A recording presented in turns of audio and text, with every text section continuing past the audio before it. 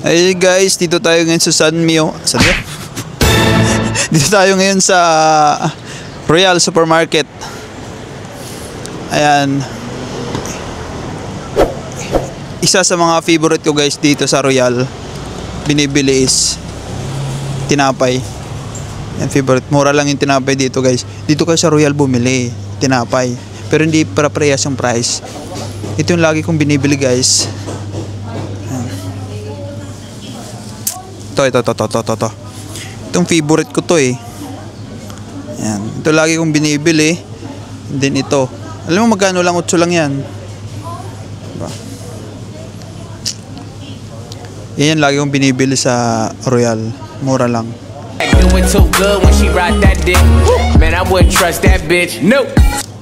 Ito siya guys oh.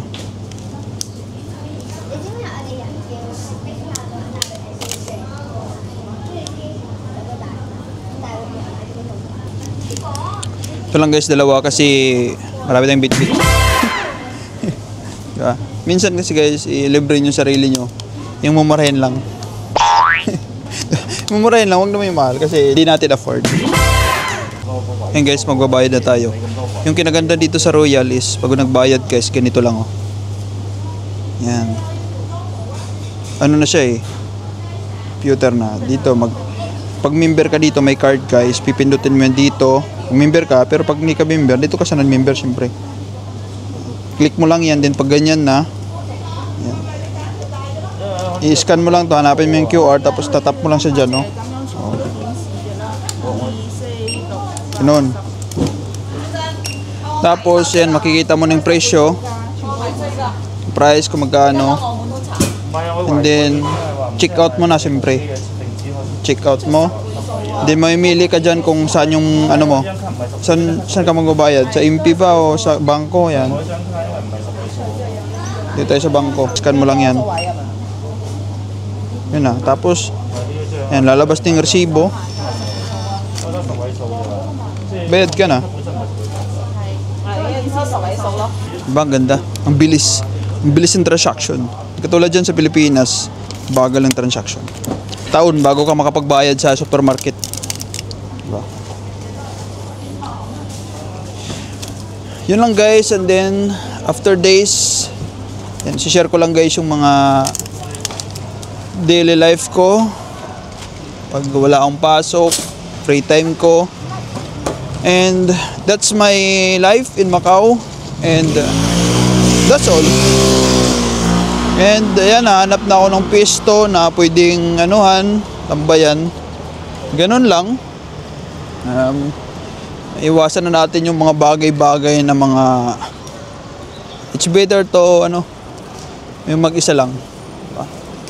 So, okay yun, makakapag-isip ka and then iwas sa gulo. Diba? Iwas sa gulo guys. That's the better life. Ganon. Ayan. Ganon dito sa Macau. Yung maganda dito sa Macau guys is may mga park dito. Maraming park. Maraming park na pwede ka doon magtambay. May mga upuan doon. And pwede ka rin mag-exercise doon. Yun ang kagandaan dito sa Macau. May mga dito eh. Maraming place na you can think very well. Makakapag-isip ka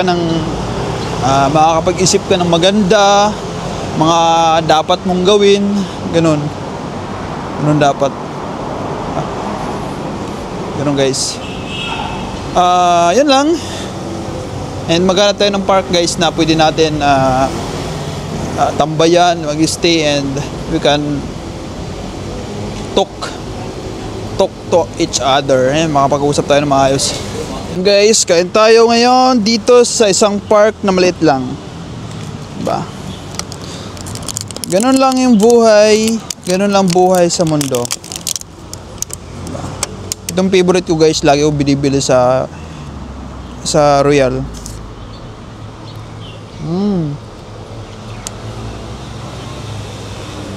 Diba? Ito lang yung kaya kong i-treat sa sarili ko. Tinapay lang. Kaya kayo mga naghahanap dyan mga mandirigma. Katulad ko, chill-chill lang, huwag kayo may stress. Kaya yan. Ang importante is, may lakas ka ng loob, and sipag, dasal ka talaga. Diba? Huwag kang panghinaan ng loob. Huwag kang makikinig sa mga negative na tao. Yung pakinggan mo dapat yung mga katulad ko na positive. Kasi the more na makikinig ka sa mga taong negative, yung laging iniisip is, magkakaroon ka rin ng ganyang isip. Diba? Yung lagi kong sinasabi sa inyo guys, na mag-focus kayo sa goal nyo. Kaya nga pumunta kayo sa Macau para maghanap ng trabaho. Yun yung priority nyo, hindi kung ano-ano pinagagawa nyo sa buhay. Diskarte. Hindi puro lang kabubuhan yung pinagagawa. Ba? Ganun dapat. Hindi alam mo nang wala nangyayari sa ginagawa mo. Continuous mo lang. Dapat mag-isip ka ng diskarte na hindi ito effective yung ginagawa ko. Pasa ng pasa sa mga Dropbox. Magpapasa ka, umaga, Dropbox. Wala naman nangyayari. Hindi, try mo sa hapon. Ganon yung ibig ko sabihin, diskarte ba? Kung hindi nagwo-work yung ginagawa mo ngayon, is bukas ibahin mo. Pasok ka sa mga restaurant, maglagay ka ng experience kahit dishwasher para pwede ka sa restaurant. Ganon gawin mo. Kasi kung mahihiya ka, baka walang kuta. Kung ganyan mindset mo, puro laging walang kuta, wala talagang kuta na para sa'yo. Diba? Ito yan. Dapat, positive lagi. Huwag ka mahihiya. Kasi karamihan dito mahihiyain Totoo yan. Yung mga nagbablog ako nung nakaraan, may nakasabay ako ng mga mandirigma dito. Kung hindi ko pa sila sasabihan na magpasa kayo dyan, hindi magpapasa. Sasabihin lagi, walang kuta dyan. Walang kuta. Sabi ko pag ganyan mindset nyo, walang mayari. Tapos tinignan ko yung mga CV nila, mga lang yung experience nila is isa lang, dalawa, wala yan. Sabi ko, damihan nyo, wala namang bayad yan Kasi kung isa lang, yung dalawa, wala yan. Hinahanap dito is may experience na Sabi ko, huwag kayong sa akin. Kaya nga sinasabi ko na damihan yung experience. Para sa inyo yun, di para sa akin. Diba? Para ma-select ka kaagad, matanggap ka, o kahit saan agency ka mag-apply, qualified ka kasi nga yung experience mo padtad. Yung experience mo is loaded. Kahit saan agency ka, kahit anong quota mayroon ka, di ikaw yung number 1. Huwag kayong guys, huwag kayong huwag kayong tamarin. Diba? Mag-Dropbox kayo sa hapon, mga alas 5 kayo mag-start. 4:30 ganun, mag-start na kayo mag-Dropbox. Mag-ikot-ikot kayo. Para sa inyo yun. Kaya nga sinasuggest ko yan para yung CV nyo is nasa itaas. Kasi pag umaga ka mag-Dropbox, matatabunan na yung CV mo. Ganun. Matabunan talaga. Yung mga agency na yan, mga tamad na yan maghalukay.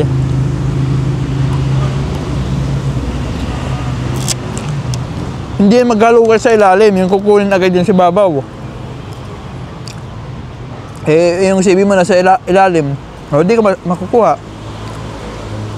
Pero kung yung CV mo nasa ibabaw, matik ikaw number 1. Ikaw kunin agad. Yun ang ibig ko sabihin.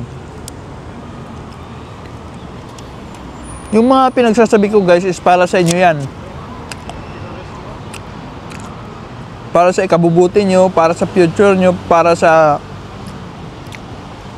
makahanap kayo agad ng trabaho. Diba? Yun yung gusto ko, makahanap kayo agad ng trabaho. And pag nakahanap naman kayo ng trabaho, ayusin nyo. Karamihan ng Pilipino dito, isang kontrata, wala na kasi nga, sa una lang daw maganda. Pag patagal na, pangit na yung performance. Kaya pagdating ng renewal, wala na. Back to zero ka na naman. Mandirigma ka na naman.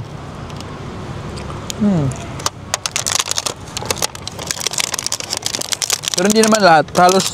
Halos naman nang hindi nare-renew is about sa mga about sa taga-trabaho, di na nila kaya. Mga attitude problem, mga boss nila, mga supervisor na Pilipino na walang kakwenta-kwenta.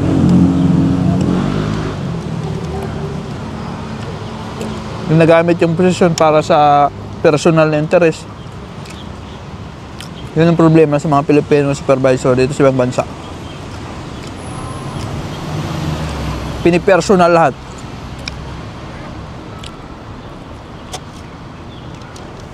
Ganon. Yun lang guys, sana may natutunan kayo ngayon sa vlog ko. Thank you so much sa and share nyo guys sa mga vlog ko para sa inyo yun. Para magkaroon kayo knowledge dito sa Macau and para sa ikabibilis ng paghanap nyo ng trabaho. Yun guys, thank you so much. I love you all.